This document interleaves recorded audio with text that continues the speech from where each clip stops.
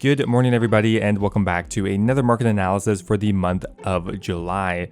Now July so far has been pretty awesome. I mean, we've had one major economical shift being the new ranged meta that was released about 2 weeks ago now. With the release of the new bow of faerdhinen, that has had a pretty major effect on most ranged items, including big ticket items like the twisted bow, but also the Dragon Hunter crossbow, the toxic blowpipe, the offhand ranged armor. There's just a lot that has changed there. As always, I'll be covering that as well as anything else interesting in the old school RuneScape market this month. As always, if you guys enjoyed these videos, I always appreciate it if you leave a like in the video. If you guys do indeed like the video, I will include more explosions in the market analysis, more than, well, none. You know, I thought I would spice things up a little bit, maybe rotate the screen a couple times, 720 degrees. Anyway, let's get started. Now the first thing we need to touch on is the new bow of faerdhinen. That has been a catalyst for quite a bit of change over the last couple of weeks. That in combination with the other changes they made to the ranged meta on the same day. So the bow of faerdhinen has finally stabilized a bit in price, around 150 mil. Now when it released, it started at around 150 mil, it jumped up to around 200 and something, and then fell right back down again. Now the first couple weeks for a new item are always pretty interesting. It is a discovery period for both the price and as well as just the overall strength of the weapon. It took a while for players to try out the bow, figure out if it was a bit stronger than anticipated, weaker than anticipated, or pretty much right on the mark. And from my understanding, I think it released pretty close to most people's expectations. It is of course a strong bow, however there aren't any new meta-defining methods that came out of nowhere.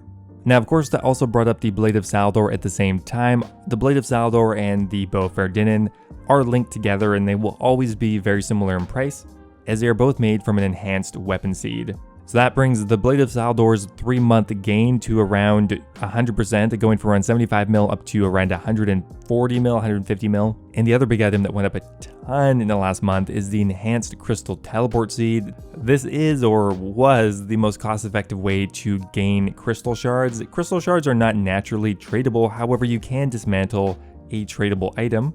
So these also doubled in value in just a few days and are still quite a bit higher than they were before, still hovering at around 4 mil per enhanced crystal teleport. Now those are of course the more directly affected items, however there are of course indirect ones.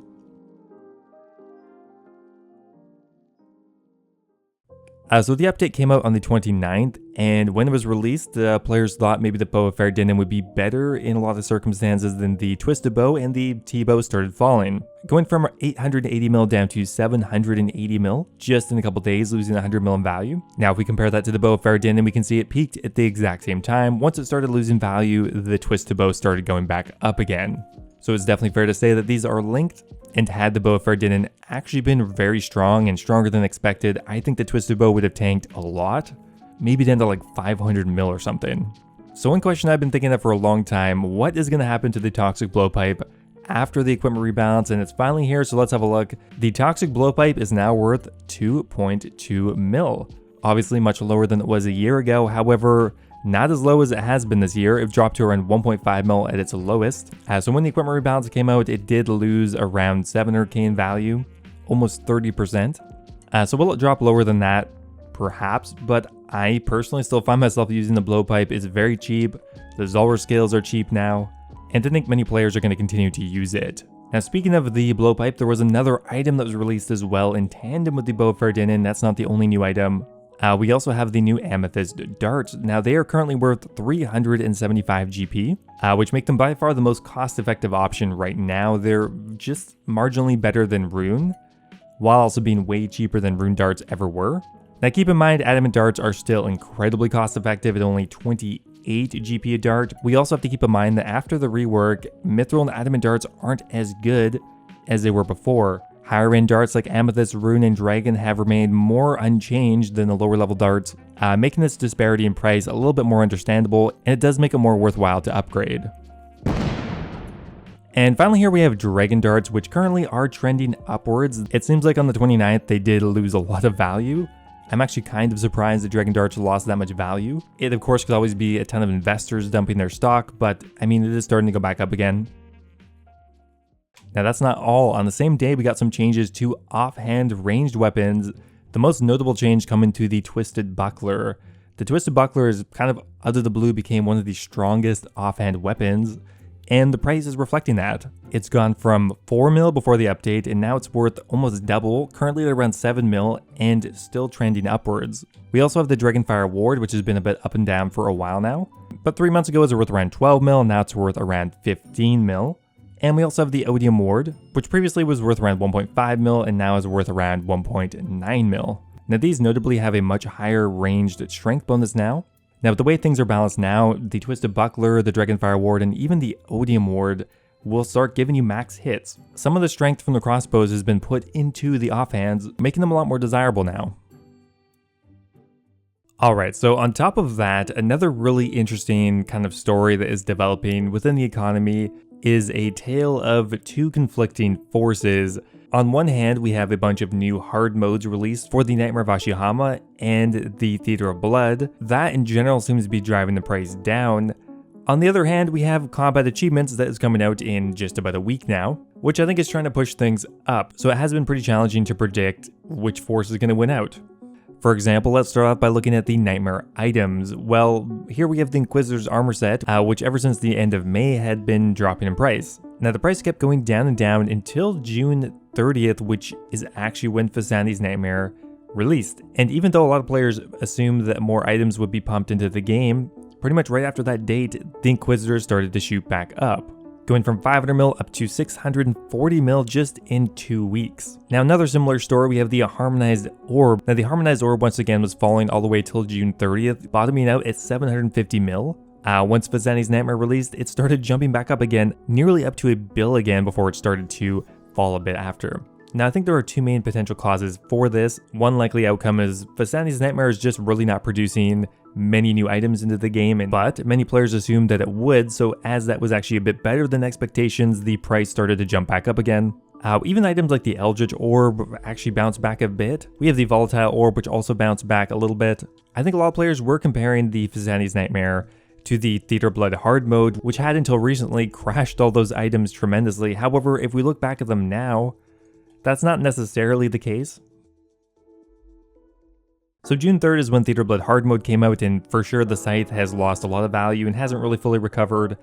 However, if we look at another item like the Sanguinesti, it has recovered fairly well. A really good example is the Avernic, going from 40 mil to tanking down to 30 mil. However, just a month later and it's pretty much right back to where it was, so it does look like this was a bit of a panic. It may be not based on fundamentally how many new items were entering the game, because it doesn't really seem like that many. Now another explanation is of course combat achievements could be pushing these items back up again, which of course is a possibility. Very similar trend for the Justiciar as well. It does look like it is trying to recover back to its May levels. Now there's another item I wanted to point out that is related to Phasani's Nightmare. That's the ham joint. Now this thing has gone absolutely crazy. Now as far as I'm aware, the ham joint is useful within the fight for Phasani's Nightmare just because of the attack speed of the weapon. Now just a couple months ago it was worth only 2 mil. However, it actually peaked at 10 mil. I had 10 of them totally by accident at 3 mil, and unfortunately I sold them like an hour before it jumped up. I'm kind of salty about that still. And finally here, I wanted to have another quick look at the Wilderness weapons. Now after the Wilderness blog was released, these weapons started to increase quite a bit, even though there wasn't much direct mention of them. Now the crossbow has been trending up for much of the last couple of months and currently is worth around 18 mil. The Vigorous is another item that, while wasn't directly mentioned ever in the Wilderness blog, there's some heavy assumptions that the Vigorous is going to be changed, once again doubling in the last month or two. Now the Amulet of Avarice was actually directly mentioned, however it was so cheap to begin with that while it has over doubled in value, it's just not that much of a price difference now. Even the Thamron Scepter is also doubled in value because there are some heavy assumptions it's going to be changed eventually to make it better. That said, we don't know when these changes are coming through, but pretty much all of those items have doubled in value already. Anyway guys, that is going to be it for the market analysis. I hope you guys enjoyed it. If you have any items that I missed or you want me to discuss next time, leave a comment down below. I do read all of it. While yes, most of the market is still kind of on fire right now, things are losing value. At least there are some updates coming, and that is stimulating some parts of the economy. Some things are going up at least, and that will at least keep things a bit interesting. Thanks for watching guys, as always, and I will see you next time. Now before I go here, I want to give a giant thank you to all of my members over on YouTube. Thank you so much to Guy Fox, Wolf of the Hunt, Timothy Chen, Ocelot, and Kush Patel for all being subscribed to the Dragon tier. Thank you guys so much as always, really appreciate it. And also a giant thank you to Brighton Griffin, Hunter Durant, Lord Dojin, All Things Gaming, Yo-Yo Sub 89, Connor B, BirdBot, and Basstich. For all being subscribed at the Runite tier, thank you guys also, appreciate it a lot. As always, if you guys are looking for another way to support the channel, becoming a YouTube member is an awesome way to do so. Get immortalized in all of my future videos, get access to my video release schedule, and of course get a custom role in my Discord server. Thanks again guys, and I'll see you next time.